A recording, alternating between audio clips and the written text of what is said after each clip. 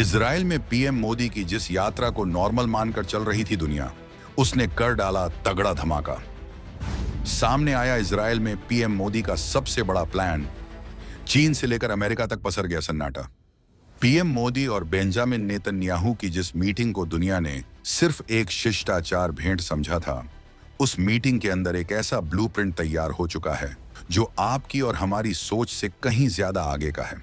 ये डील सिर्फ सामान बेचने या खरीदने की नहीं है, बल्कि ये डील है उस अदृश्य शक्ति को भारत की मुट्ठी में करने की, जिसके दम पर आज कुछ देश दुनिया को अपनी उंगलियों पर नचाते हैं।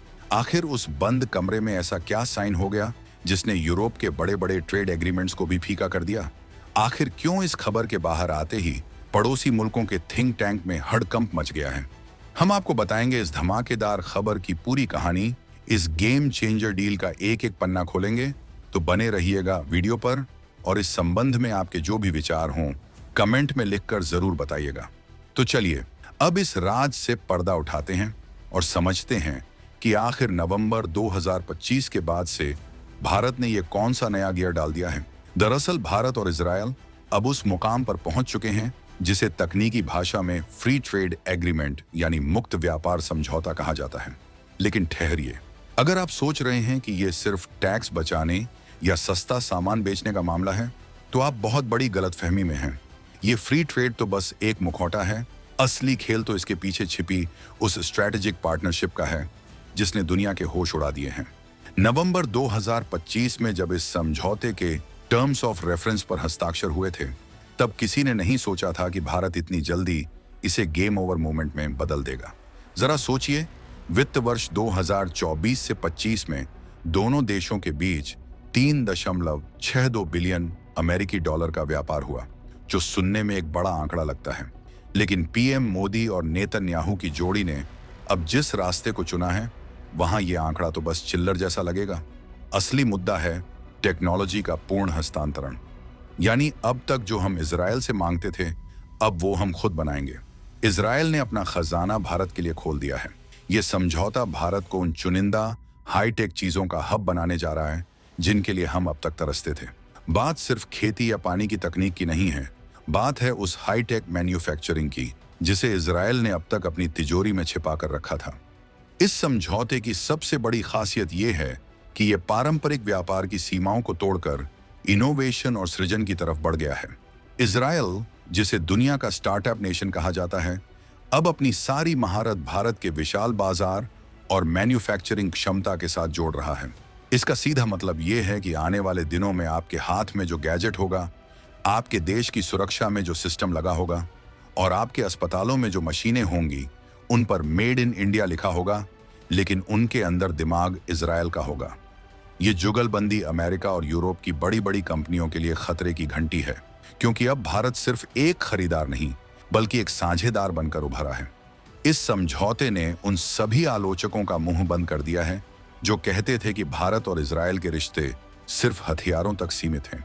ये रिश्ता आपके बैंक खाते से लेकर अंतरिक्ष की गहराइयों तक पहुंचने वाला है। अब जरा कहानी के उस पहलू पर आते हैं जो किसी साइंस फिक्शन फिल्म से कम नहीं है, लेकिन आज 2026 में यह भारत की हकीकत बन चुका है। हम बात कर रहे हैं artificial intelligence, AI, quantum computing और क्रिटिकल मिनरल्स की। आपको याद होगा कि कैसे पीएम मोदी ने critical and emerging technologies partnership की बात की थी। ये वही मास्टर स्ट्रोक है। आज की दुनिया में जिसके पास डेटा है और जिसके पास उस डेटा को प्रोसेस करने वाला सुपर फास्ट क्वांटम कंप्यूटर है, वही असली बाहुबली है। इजराइल के पास दिमाग है, उनके पास एल्गोरिदम है, लेकिन उनके पास स्केल यानी विस्तार करने की जगह नहीं है। और भारत के पास अथाह डेटा है, दुनिया का सबसे बड़ा टैलेंट पूल है। इस समझौते के तहत दोनों देश मिलकर नेक्स्ट जनरेशन एआई पर काम कर रहे हैं। ये वो एआई नहीं है जो सिर्फ आपकी फोटो एडिट करेगा, ये वो एआई है जो सीमाओं की सुरक्षा करेगा, जो साइबर हमलों को होने से पहले ही भांप लेगा। इजराइल की साइबर सुरक्षा दीवार, जिसे भेदना दुनिया के बड़े बड़े हैकर्स के लिए नामुमकिन है, अब भारत के डिजिटल ढांचे का हिस्सा बनने जा रही है। सोचिए, जब इजरायली आयरन डोम की तर्ज पर भारत का अपना डिजिटल डोम तैयार होगा, तो दुश्मन देशों के साइबर आर्मी की क्या हालत होगी। वे भारत के सर्वर में झांकने से पहले भी 100 बार सोचेंगे। और सबसे बड़ी बात, क्रिटिकल मिनरल्स। आज पूरी दुनिया लिथियम, कोबाल्ट और सेमीकंडक्टर बनाने वाले तत्वों के लिए चीन के सामने गिड़गिड़ाती है। चीन जब चाहे सप्लाई रोककर दुनिया को घुटनों पर ला सकता है, लेकिन भारत और इजराइल ने मिलकर इसका भी तोड़ निकाल लिया है। ये दोनों देश मिलकर अब ऐसी तकनीक और सप्लाई चेन विकसित कर रहे हैं जो चीन की इस बादशाहत को सीधी चुनौती देगी। इजराइल के पास वो तकनीक है जिससे कम संसाधनों में भी इन मिनरल्स का बेहतर इस्तेमाल किया जा सकता है। ये साझेदारी भारत को इलेक्ट्रिक व्हीकल और बैटरी निर्माण के क्षेत्र में एक ग्लोबल लीडर बनाने की दिशा में सबसे बड़ा कदम है। यानी भविष्य की ऊर्जा और भविष्य की तकनीक दोनों की चाबी अब इस गठबंधन के पास होगी। ये भारत की उस दूरदर्शी सोच का नतीजा है जिसने समय रहते भांप लिया था कि असली युद्ध अब मैदान जंग में नहीं बल्कि सिलिकॉन चिप्स और कोड्स के जरिए लड़ा जाएगा। अब बात करते हैं उस मुद्दे की जिसका नाम सुनते ही पड़ोसी मुल्क के जनरल और हुक्मरान ठंडे पसीने से भीग जाते हैं, रक्षा सहयोग और डिजिटल स्ट्राइक। पीएम मोदी ने साफ कर दिया है कि रक्षा क्षेत्र में हमारा सहयोग अब सिर्फ खरीदार विक्रेता का नहीं बल्कि जॉइंट डेवलपमेंट और जॉइंट प्रोडक्शन का है। इसका मतलब समझते हैं आप? इसका मतलब है कि अब इजराइल की वो खतरनाक मिसाइलें, वो सटीक ड्रोन और वो रडार सिस्टम भारत में ही बनेंगे। टेक्नोलॉजी उनकी, निर्माण हमारा। ट्रांसफर ऑफ टेक्नोलॉजी का ये क्लॉज भारत की रक्षा तैयारियों में वो धार ले आएगा जिसका मुकाबला करना किसी के बस की बात नहीं होगी। अब तक हम इजराइल से बने बनाए ड्रोन लेते थे, लेकिन इस डील के बाद हम उन ड्रोन्स को भारत में बनाकर दुनिया को बेचेंगे। लेकिन रुकिए, धमाका अभी खत्म नहीं हुआ है। पीएम मोदी ने एक और बम फोड़ा है, इजराइल में यूपीआई का इस्तेमाल। सुनने में ये एक छोटी सी बैंकिंग खबर लग सकती है, लेकिन इसकी गहराई को समझिए। भारत का यूनिफाइड पेमेंट इंटरफेस यूपीआई आज दुनिया का सबसे ताकतवर डिजिटल पेमेंट सिस्टम बन चुका है। इजराइल जैसे हाईटेक देश का इसे स्वीकार करना भारतीय रुपए और भारतीय तकनीक की वैश्विक स्वीकार्यता पर एक बहुत बड़ी मुहर है। ये डॉलर के वर्चस्व को सीधी चुनौती है।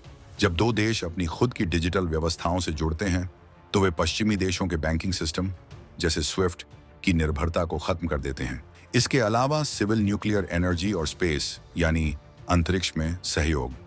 इजराइल के पास छोटे सैटेलाइट्स की बेहतरीन तकनीक है और भारत के पास दुनिया के सबसे भरोसेमंद रॉकेट लॉन्चर्स। जब ये दोनों मिल जाएंगे तो अंतरिक्ष में भी जासूसी और निगरानी का एक ऐसा जाल बिछेगा कि जमीन पर रेंगती हुई चींटी भी भारत की नजर से बच नहीं पाएगी। ये डील भारत के गगनयान और भविष्य के स्पेस स्टेशन मिशन को एक नई रफ्तार देने वाली है। ये सब कुछ उसी एक हस्ताक्षर का नतीजा है जो तेल अवीव में हुआ था।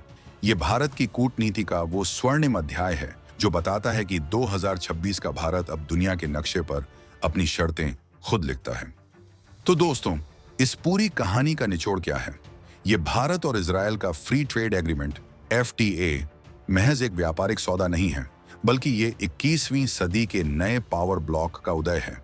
ये एक ऐसा गठबंधन है जो विचारधारा या धर्म पर नहीं बल्कि शुद्ध नेशनल इंटरेस्ट और फ्यूचर टेक्नोलॉजी पर टिका है। जहां अमेरिका और यूरोप अपनी ढुलमुल नीतियों और आंतरिक राजनीति में उलझे हुए हैं, वहीं भारत ने चुपचाप मिडिल ईस्ट में अपना सबसे मजबूत किला तैयार कर लिया है। इजराइल जानता है कि उसका भविष्य एशिया में है और एशिया का भविष्य भारत है।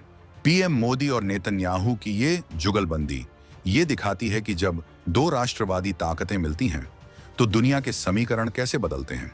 चीन की विस्तारवादी नीतियों और पाकिस्तान की नापाक हरकतों के लिए यह समझौता एक दीवार की तरह खड़ा हो गया है। आज भारत न केवल अपनी सीमाओं को सुरक्षित कर रहा है बल्कि अपनी अर्थव्यवस्था को उस रॉकेट पर बैठा रहा है जिसका ईंधन इनोवेशन है। ये नया भारत है जो अब मांगता नहीं, हासिल करता है, जो दुनिया के पीछे नहीं चलता बल्कि दुनिया को रास्ता दिखाता है। क्या आपको लगता है कि भारत का यह कदम चीन की आर्थिक और तकनीकी कमर तोड़ने में कामयाब होगा? क्या इजराइल के साथ ये दोस्ती भारत को दुनिया का अगला सुपर पावर बना पाएगी, या फिर पश्चिमी देश इस दोस्ती में कोई रोड़ा अटकाने की कोशिश करेंगे? आपकी राय बहुत मायने रखती है, इसलिए कमेंट बॉक्स में जाकर अपनी आवाज जरूर उठाएं और हमें बताएं कि आप इस नए भारत को कैसे देखते हैं।